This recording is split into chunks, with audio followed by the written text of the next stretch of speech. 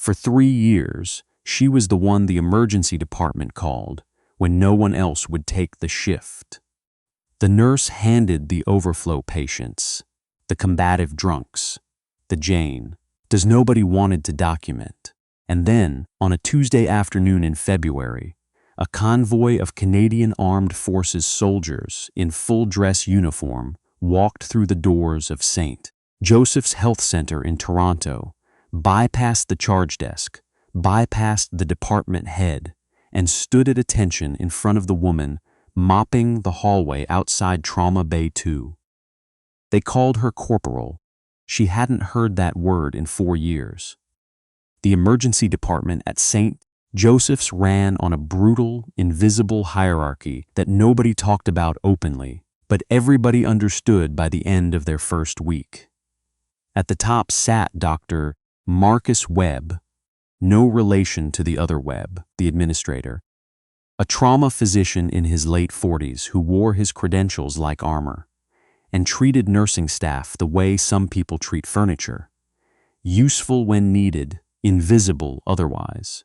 Just below him in the informal power structure was the charge nurse, Brigitte Hamel, a woman who had spent 11 years ascending to a position she protected with the ferocity of someone who believed authority was finite, and that every competent person around her was a direct threat to her supply of it.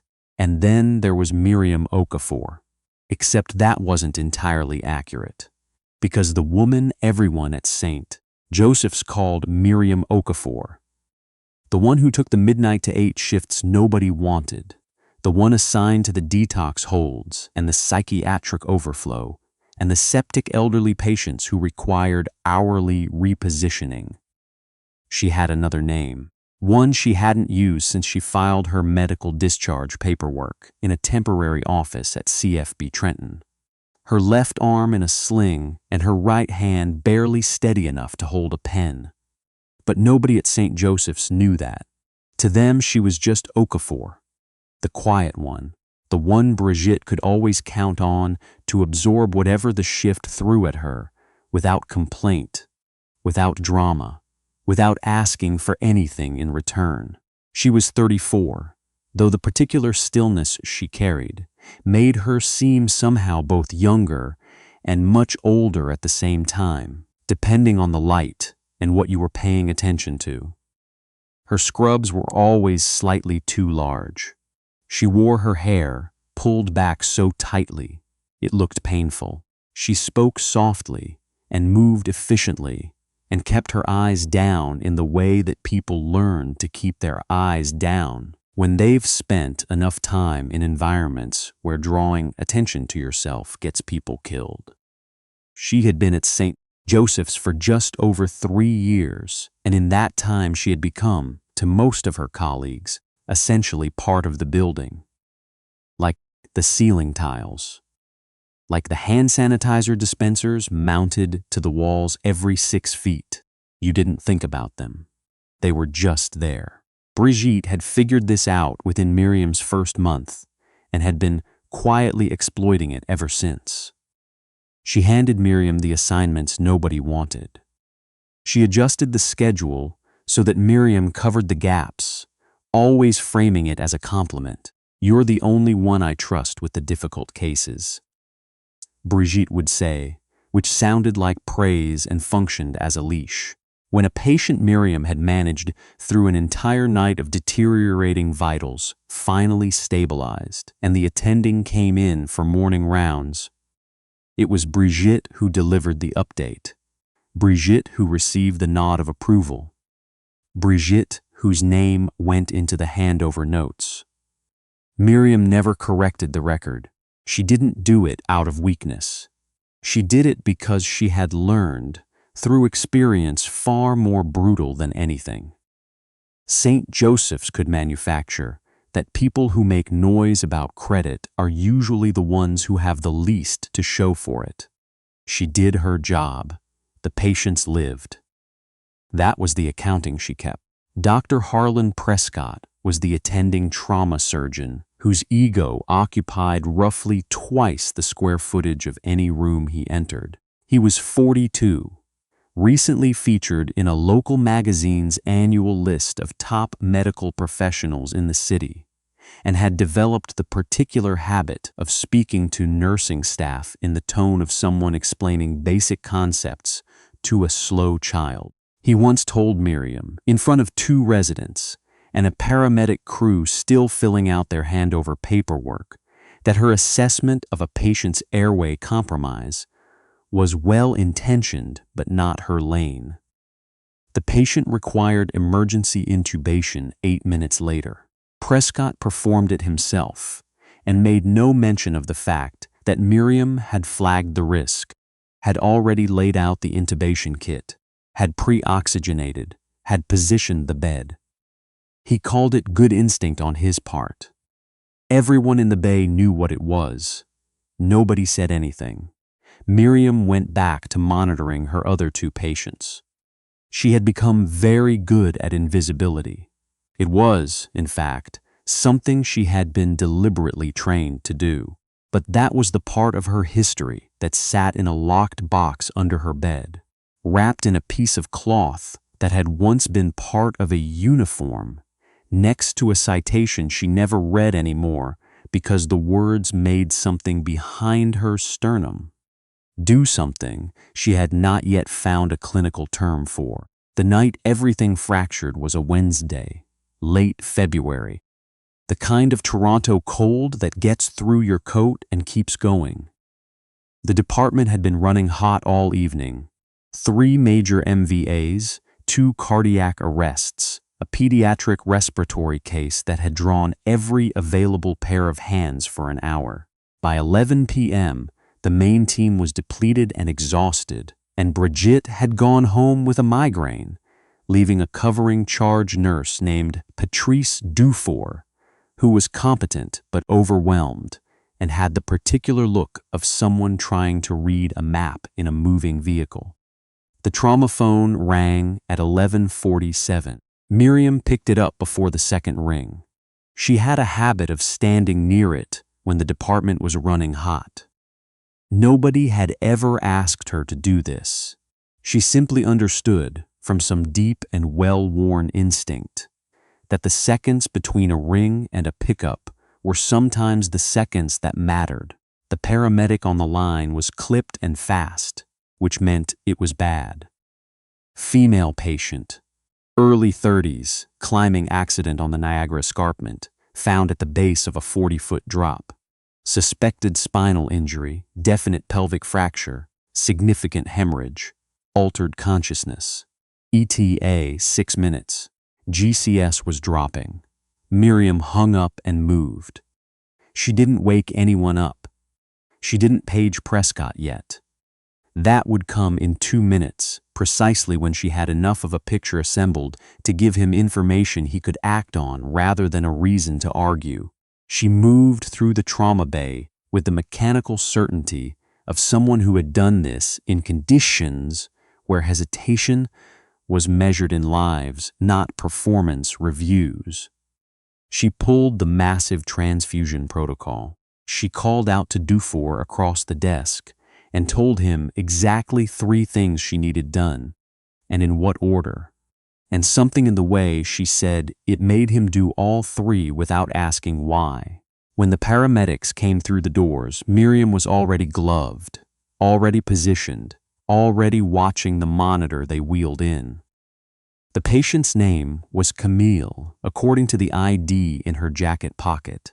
She was 31. She had gone climbing with 2 friends that morning and had taken a fall that her friends, both still at the base in shock, had described as something that shouldn't have happened.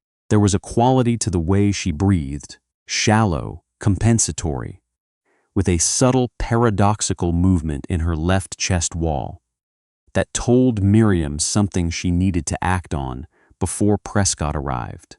She called him. He answered in the flat voice of someone who had been asleep. Suspected tension pneumo developing on the left, Miriam said. Tracheal shift is starting. She's going to need decompression. I have the needle ready. I'll be there in 7 minutes, Prescott said, Do not touch her until I get there." He hung up. Miriam looked at the monitor. She looked at Camille, whose lips were beginning to take on the particular color. That meant 7 minutes was a unit of time that no longer applied to this situation. She looked at Dufour, who had come to stand beside her and who was watching her with the expression of someone who already knew what was about to happen and was trying to decide whether to be grateful or terrified. "I need you to document the time," Miriam said. "Exactly the time, and everything I do." Dufour nodded. She decompressed the chest.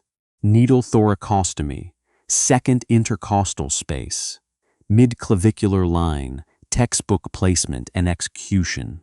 The rush of trapped air was immediate. Camille's breathing changed within 30 seconds.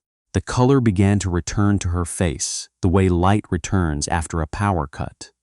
Slowly at first, then all at once. Prescott arrived 4 minutes later. He stood at the entrance to the bay, took in the situation, looked at Miriam, looked at the monitor showing a patient whose vitals had stabilized rather than collapsed, and said nothing for a long moment. "Who authorized this?" "I did," Miriam said. She was 2 minutes from a cardiac arrest. Prescott's jaw tightened. He turned to Dufour. "Where's the charge physician?" "I'm covering," said Dr. Amara Diallo, who had come in behind Prescott, pulling on her coat, clearly called in from home. She was younger than Prescott and junior to him in the department hierarchy. But she had the kind of self-possession that doesn't require a title. She looked at the chart Dufour had been keeping. She looked at the patient. She looked at Miriam. "Okafor did this?" she said. "Yes," said Dufour. Diallo nodded slowly. "Good call." "It was an unsanctioned invasive procedure," Prescott said loudly, in the way that people use loudness as a substitute for being correct. "She's a registered nurse. She is not a physician. She does not have the scope of practice to." "The patient is alive," Diallo said. "That is not the point." "It is actually entirely the point," Diallo replied, and went to review the chart. Prescott turned back to Miriam, who had already moved to the other side of the bay and was adjusting Camille's IV line, with the focus of someone who had concluded that this conversation was no longer the most important thing happening in the room. "We will be discussing this," Prescott said. "Okay," said Miriam. She did not look up. Camille spent 4 days in the ICU before being transferred to orthopedic surgery for her pelvic repair. She remembered almost nothing of her first 2 days. What she did remember was a woman's voice, low and steady, saying things close to her ear. Not explanations, just presence, a kind of anchoring. She told the friend who came to sit with her that it sounded like someone who had talked people through bad things before. Someone practiced at it. The hospital administration became aware of Camille's case because of Prescott, who filed a formal incident report, citing Miriam's intervention as a scope of practice violation. He did not mention in his report that the patient had been minutes from dying. He did not mention that his own ETA, had it been the deciding factor, would have made the question moot. The report was, in its way, a masterpiece of selective documentation. Brigitte returned from her sick day to find the report and took Miriam aside in the medication room to tell her, with the solicitous gravity of someone delivering bad news they secretly find energizing, that this was a serious situation and that Miriam should perhaps consider how she presents herself in the department, because people have concerns. Miriam listened to all of this without expression. She had, over the past 4 years, developed a form of active patience that she thought of privately as letting the weather pass. The weather always passed. The only question was what it left behind. "Thank you for letting me know," she said. Brigitte looked faintly disappointed, the way people do when they deliver what they expect to be devastating news and get nothing back but courtesy. What Brigitte did not know, what nobody at St. Joseph's knew, because Miriam had not told them, and there was nothing in her employee file that disclosed it, and she had never once brought it up, was that before the quiet scrubs and the overnight shifts and the ceiling tile invisibility of the St. Joseph's Emergency Department, Miriam Okafor had spent 8 years as a combat medic with the Canadian Forces. She had done 2 rotations in Afghanistan and 1 in Mali. She had run a forward aid station under conditions that would have been unrecognizable as medical practice to anyone trained exclusively in a civilian hospital. She had performed interventions in the dirt, in the dark, in temperatures that fogged the instruments, with the sounds of active contact close enough to feel in her chest. She had kept people breathing who should have stopped. She had been awarded the mention in dispatches for actions during a contact ambush in Kandahar province that she did not discuss ever with anyone. She had taken shrapnel in her right thigh and her left forearm from an IED strike that had killed the vehicle commander and wounded 3 others. And she had, and this was the part that the citation mentioned, and that she still found difficult to read, continued treating the wounded after sustaining her own injuries, stabilizing 2 critical patients before allowing herself to be treated.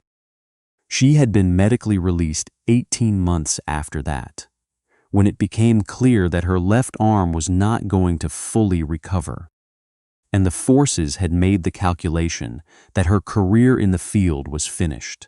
She had taken her release with the particular kind of dignity that comes not from acceptance, but from the exhaustion of fighting battles that only go one way.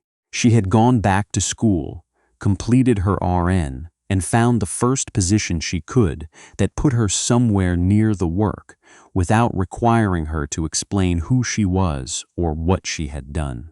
She took the overnight shifts, because the nights were when she was awake anyway, and because the nights were when the department needed people who did not frighten easily. And frightening easily was something she had not been capable of for a very long time. The morning the soldiers came, Miriam was doing what Brigitte had assigned her to do, while the department prepared for a visit from the hospital's board of directors.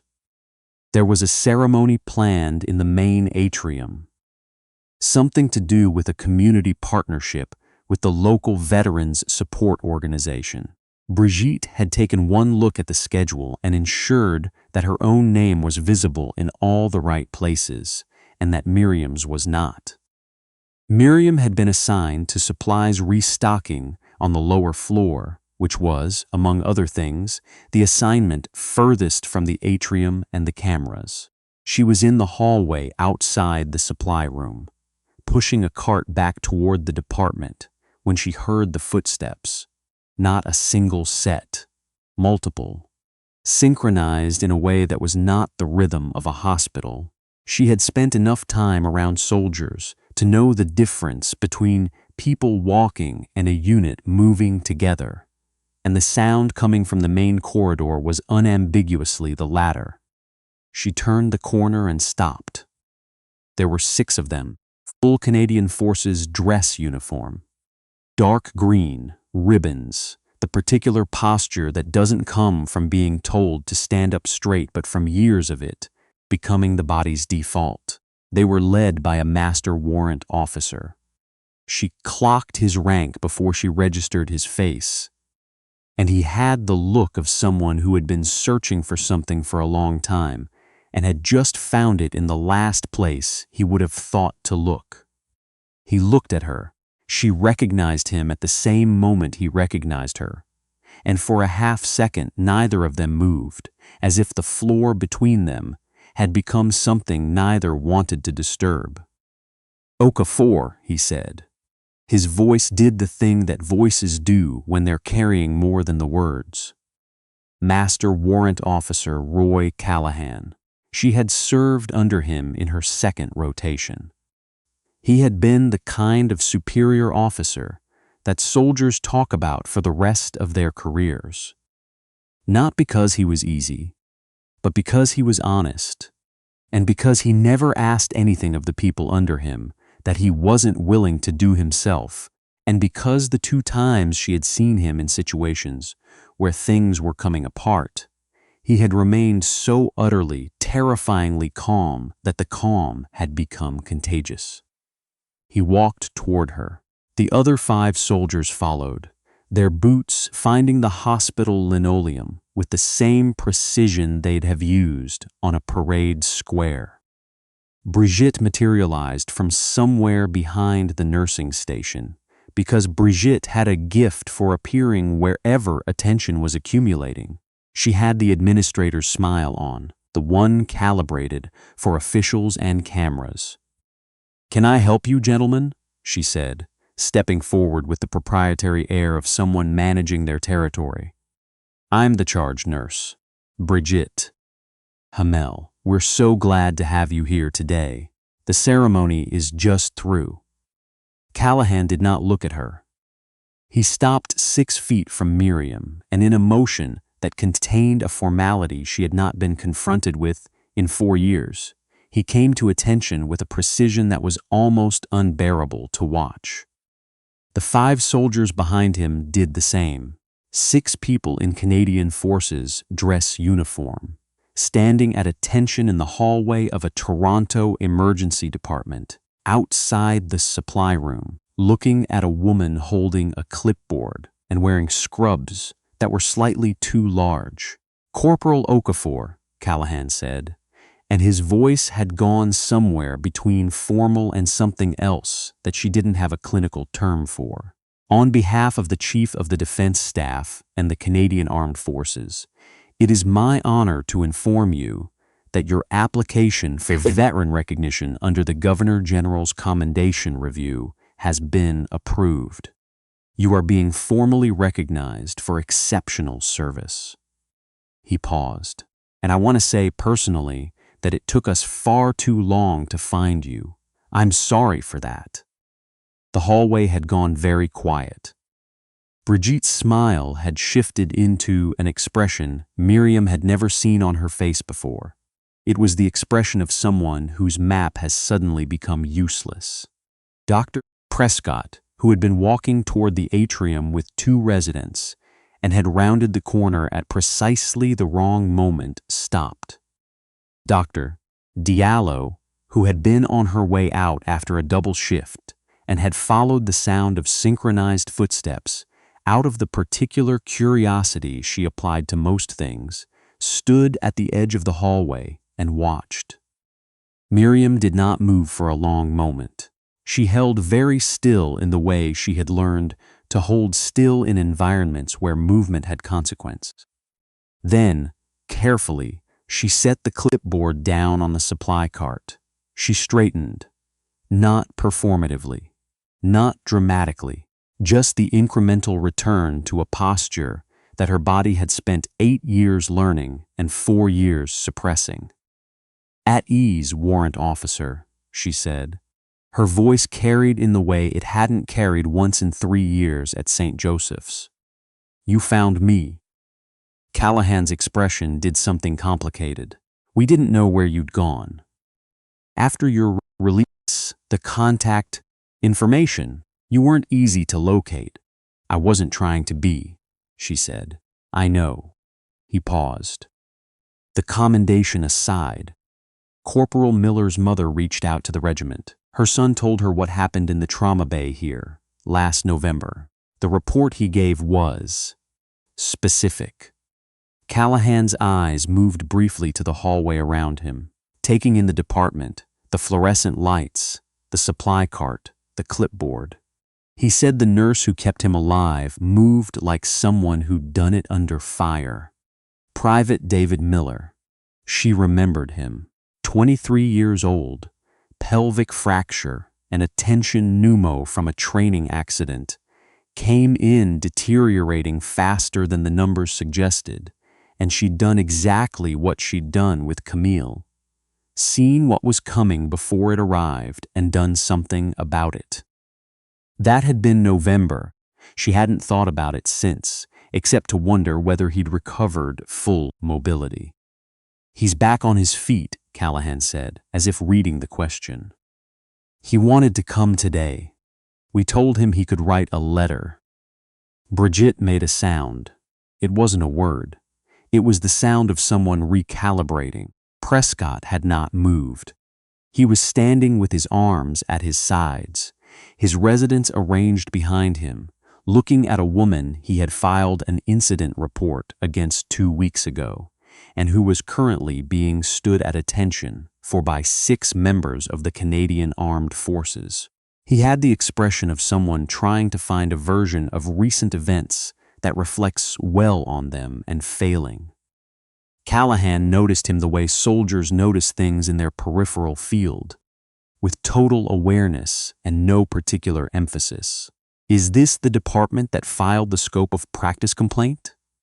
Callahan said, and his voice was very even. Nobody answered. "Because the 2 people this woman kept alive in this department in the past 4 months are both alive as a direct result of her doing precisely what she was trained to do. For 8 years, on behalf of this country." He looked at Prescott with the kind of look that doesn't require volume. "I'd tread carefully." Prescott opened his mouth.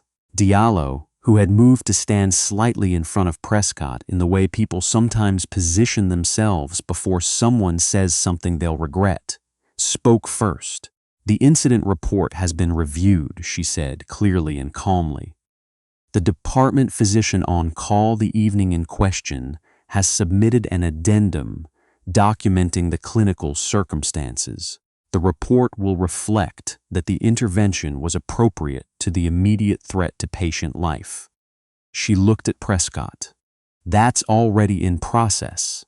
This was, Miriam noted, the first she had heard of this. She looked at Diallo, who gave her a fractional nod that contained several things at once. Prescott's jaw moved without producing language. "She's been cleaning up your mistakes for 3 years, Callahan said, still looking at Prescott with that level, unimpressed attention. The file we received from Private Miller's commanding officer included a summary of her record here. The medication intercepts, the reassessments she flagged that changed outcomes, the nights she covered because the department was short and nobody else would." He shook his head slightly. "I've commanded soldiers with less discipline than what this woman has shown in this building." Brigitte was very still. There was a particular quality to her stillness that Miriam recognized as the stillness of someone doing rapid internal arithmetic. The hospital's director of operations, a man named Gerald Thorne, who had come down from the atrium when the ceremony apparently failed to start on schedule, arrived at the corridor entrance. He looked at the soldiers. He looked at Miriam. He looked at Brigitte. He appeared to understand, in the way that administrators sometimes do, that something had happened that needed to be managed before it became a thing that managed him. "Warrant Officer Callahan," he said, stepping forward with the careful energy of someone diffusing something. "Gerald Thorne, Director of Operations. I want to assure you that St. Joseph's deeply values." "Mr. Thorne," Callahan said, and his voice didn't change in volume, but it changed in something harder to name. A formal commendation citation, and a request from the Office of the Chief of Defense Staff that this employee's service record be formally acknowledged by this institution.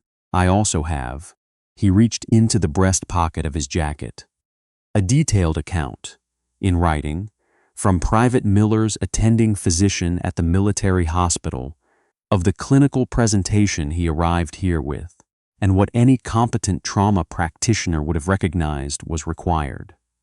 He held the letter out to Thorne. Thorne took it with both hands.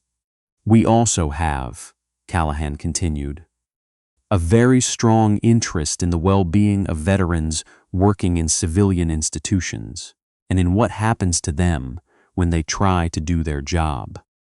Thorne read the letter. His expression moved through several stages. "Okafor," he said finally, looking up at her.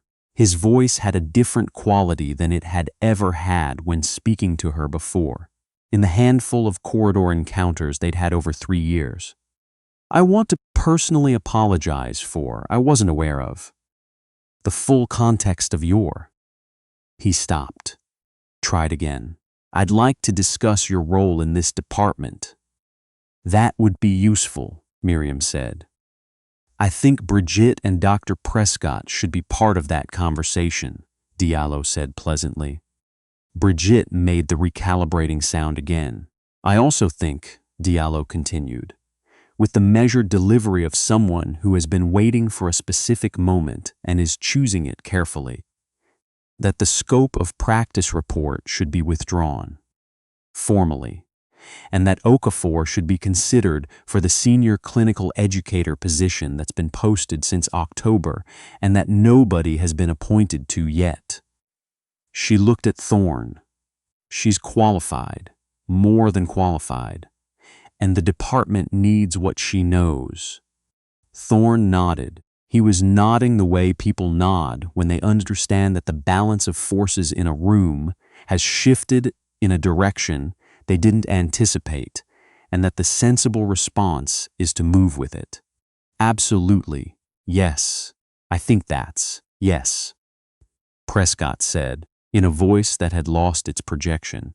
"She doesn't have the administrative credentials for a senior educator position. She has 8 years of operational combat medicine, 2 overseas rotations, a mention in dispatches, and 3 years of institutional knowledge about every near miss in this department that never made it into a report," Diallo said. "The administrative credentials are a course and a form." She looked at him steadily. "We could discuss your credentials review instead if you'd prefer a different conversation." Prescott did not prefer that. Callahan turned back to Miriam. The formality of his posture had relaxed into something more direct, more human. "You should have been found sooner," he said. "That's on us. People fall through after release, and we don't. We should do better." He paused. "Are you all right? Genuinely?" It was, possibly, the most direct personal question anyone had asked her in 4 years. She considered it honestly, the way she used to consider questions from superior officers when she was still in the habit of answering them. "I'm all right," she said. "I found the work. That helped." "The work found you," Callahan said. She thought about Camille, who was upstairs right now in orthopedic recovery, whose vitals had been stable for 3 days. She thought about Private Miller, who had apparently written a letter. She thought about the medication swap 2 weeks ago. Bed 9. Potassium miscalculation. The kind of error that goes unreported because nobody wants the paper trail, and the patient doesn't know how close it came. She thought about 3 years of overnight shifts in a department that treated her like infrastructure. She thought about whether infrastructure and purpose were different things in the end. "Maybe," she said. When the soldiers left, their boots finding the corridor floor with the same synchronized precision they'd arrived with, the hallway behind them was very quiet. Brigitte found something to do in the medication room and did it alone. Prescott walked back toward his office without speaking to anyone, which was noted. Dufour, who had watched all of it from the doorway of the charting room, gave Miriam a look that contained 3 years of witnessed patience and something that might have been relief. Miriam picked up the clipboard from the supply cart. She thought about the senior educator position. She thought about the residents in this department who were going to make the same errors in judgment that she'd been quietly correcting for 3 years, and about what it might mean to give them a different foundation. She thought about what it would mean to stand in a room and teach rather than stand in a hallway and absorb. She thought about what Callahan had said, that she should have been found sooner. She thought, yes, but she was here now. She walked back into the department, clipboard in hand, and stopped at the resident workstation where 2 of Prescott's junior staff were reviewing charts. They were third-year residents. She had watched them both freeze in situations where freezing was the wrong thing to do, and she had quietly compensated both times, and neither of them knew it.